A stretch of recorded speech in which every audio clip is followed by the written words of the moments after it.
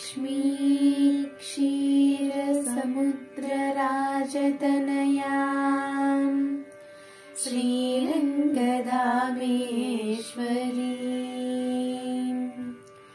दासीभूतसमस्तदेववनितां लोकैकदीपाङ्कुराम्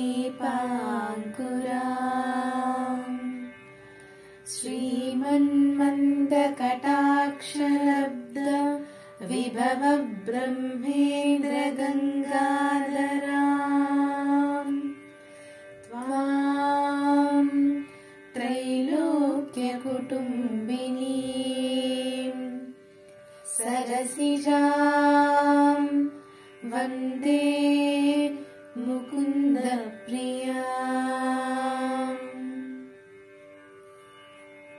Sri Lakshmi Stotram. If you like our videos, please like, share, comment and subscribe. Thank you.